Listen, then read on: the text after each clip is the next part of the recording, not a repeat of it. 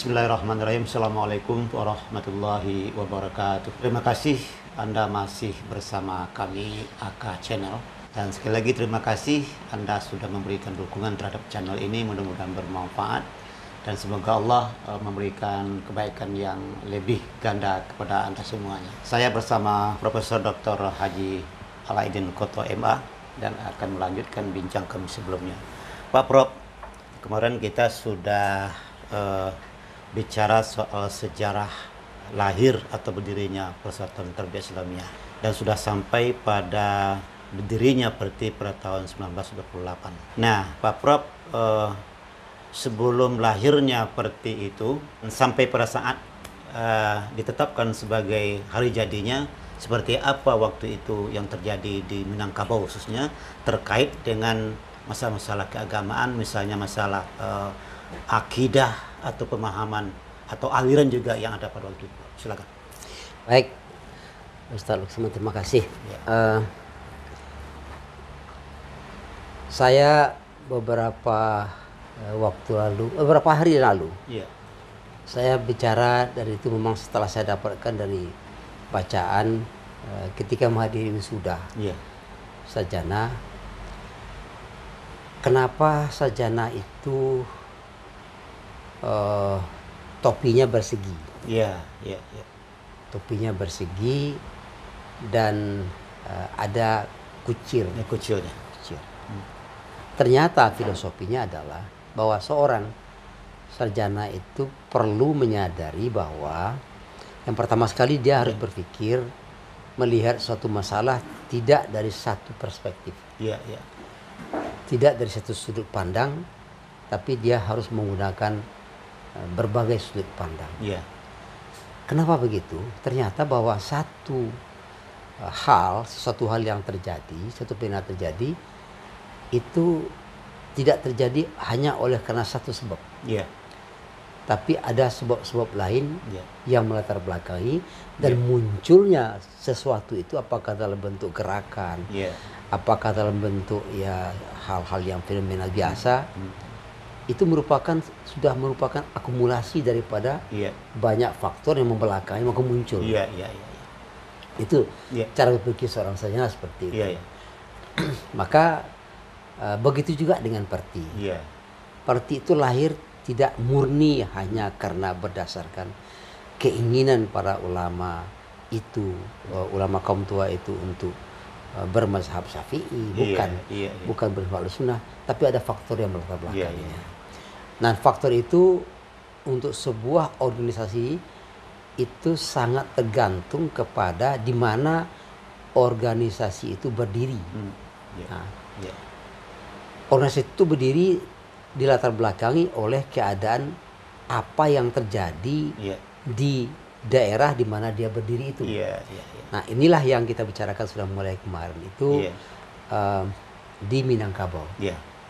Minangkabau sebagaimana kita ketahui belum ditemukan secara pasti kapan sebenarnya Islam itu masuk ke Minangkabau. Tapi seperti banyak sumber yang sudah kita tahu macam-macam. Ada mulai dari abad ke-7, abad ke-11. Dan kalau menurut Buya Hamka, Raja Minangkabau yang pertama masuk Islam itu adalah namanya Raja Alam Alif. Raja Alam Alif itu masuk Islam pada tahun 1600, sekitar itulah. Karena pusat Minangkabau itu adalah di darat, ke pedalaman, sementara Islam itu datang dari laut. Nanti kita bicara tentang syarat mendaki ada menurun itu. Menurut analisis para sejarawan, dengan setelah masuknya Raja Minangkabau ke dalam Islam itu, maka itu berarti seluruh Minangkabau itu sudah masuk dalam Islam. Itu tahun 1600-an. Dan pada waktu itu Minangkabau sudah berubah dari kerajaan menjadi kesultanan. Kesultanan itu. Nah, kembali kepada yang tadi, Islam seperti apa yang masuk di situ? Ke Minangkabau itu. Nah, umumnya di Asia Tenggara Islam yang datang itu kan dalam bentuk aliran ajaran yang lebih berdimensi tasawuf, berdimensi tasawuf. Dan begitu juga dengan alam Minangkabau. Itu pada tahun 1600-an itu. Dan itulah berkembang. Dan Islam sudah menyatu. Dan pada waktu tidak berapa lama, sekitar abad berapa itu, abad ke tahun 1800 berarti sudah abad 19 ya. Di Minangkabau ternyata Islam yang datang itu masih sangat toleran terhadap praktek-praktek kehidupan orang Minangkabau yang dulu dipengaruhi oleh agama sebelumnya, Hindu Buddha. Jadi tahayul banyak, ya, perbuatan-perbuatan yang dianggap di waktu itu syirik banyak. Jadi bercampur aduk lah, bercampur aduk, perbuatan-perbuatan mungkar maksiat jalan terus, judi, minum tua segala macam jalan terus. Dan sekitar akhir-akhir di awal-awal abad ke-19 itu adalah 3 putra daerah Minangkabau yang balik dari Hijaz, dari Mekah. Waktu itu Haji Sumani, Haji Miskin, Haji Piobang pulang. Dan beliau itu sudah membawa faham yang waktu itu di daerah Hijaz kan terjadi sangat berkembang ajaran yang dikembangkan oleh Muhammad bin Abdul Wahab. Wahab itu. Jadi yang sangat tidak toleran terhadap kepada praktek-praktek yang menurut mereka tidak sesuai dengan yang diajarkan oleh Nabi. Nah, kebetulan kalau menurut sejarahnya 3 orang haji ini adalah termasuk para panglima perang waktu di Hijaz. Jadi orang-orang yang militer dan membawa paham yang cukup keras datang ke Minangkabau. Sampai di Minangkabau dilihat orang-orang Minangkabau hidup dengan beragama tapi Islam, tapi dia yang mereka praktikkan adalah praktik yang bertentangan banyak dengan Islam. Maka mereka melakukan pembersihan. Jadi yang disebut dengan gerakan pemurnian lah, membawa ajaran yang disebut dengan puritanisme Islam. Tapi cara mereka yang datang ini, beliau-beliau yang bertiga ini membawa pembaharuan paham keagamaan itu atau memurnikan ajaran Islam di Minangkabau itu dengan cara yang keras, keras sekali dan yang tidak sesuai itu dibunuh saja. Nah, salah seorang tokoh dari gerakan ini itu Syekh Tuan Kunan Renceh. Tuan Kunan Renceh itu di kampung saya, di Kamang, di Mage Kamang itu. Terus itu dan sangat bahkan eteknya yang tidak salat itu dibunuhnya.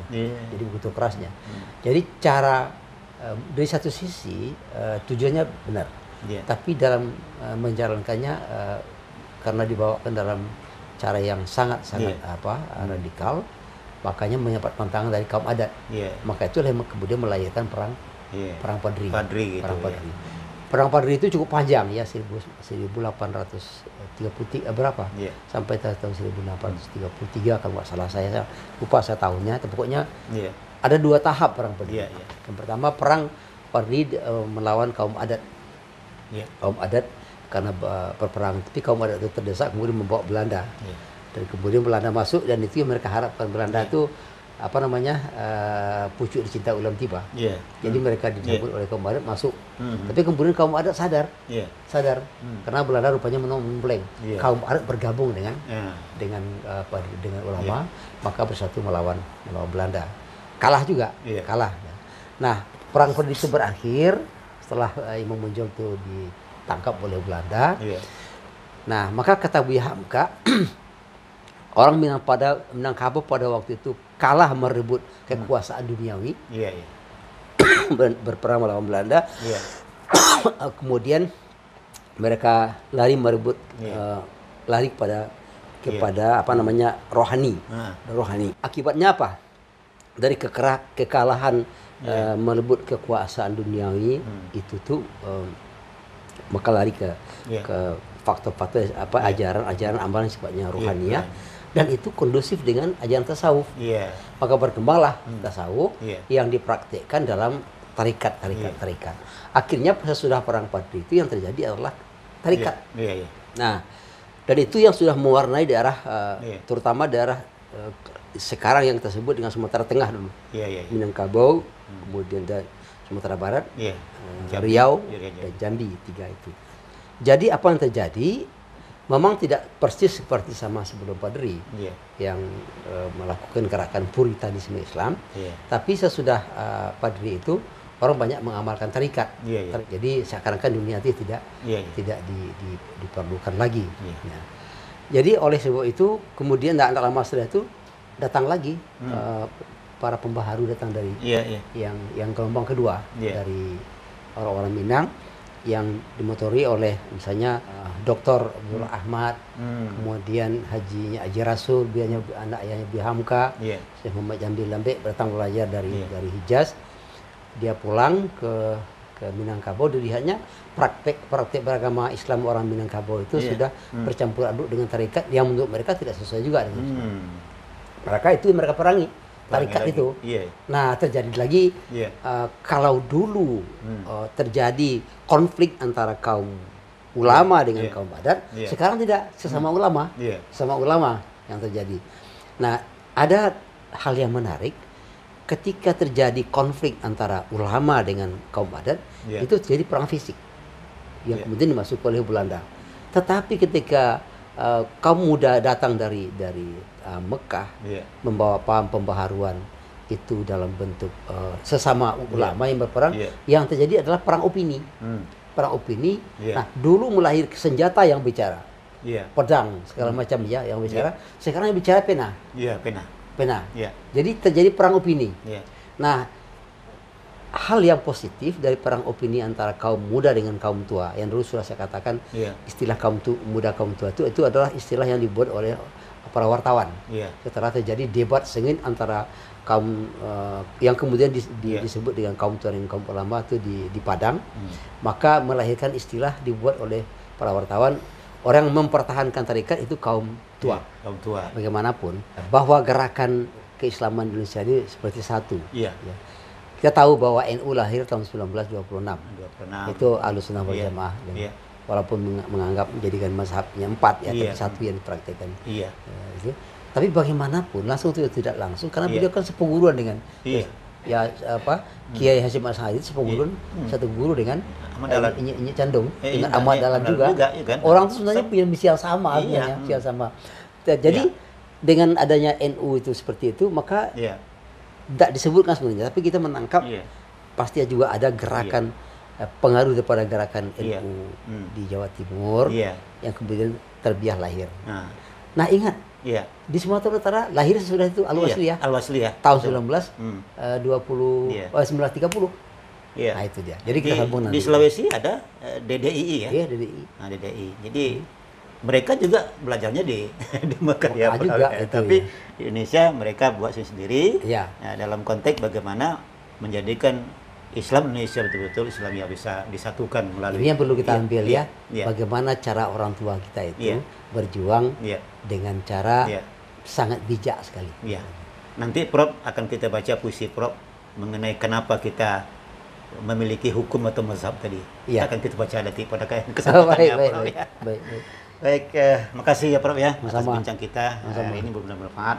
Sudah penonton, demikian bincang saya dengan Bapak Profesor Dr. Haji Alidin Koto MA yang merupakan bagian kedua daripada sejarah berdirinya Persatuan Tarbiyah Islamiyah Perti yang dulunya diawali dari MTI Candung Bukit Tinggi. Terima kasih atas perhatian Anda semua. Mudah-mudahan bermanfaat. Sampai jumpa di lain kesempatan. Billahi taufik wal hidayah. Wassalamualaikum warahmatullahi wabarakatuh. Waalaikumsalam warahmatullahi wabarakatuh.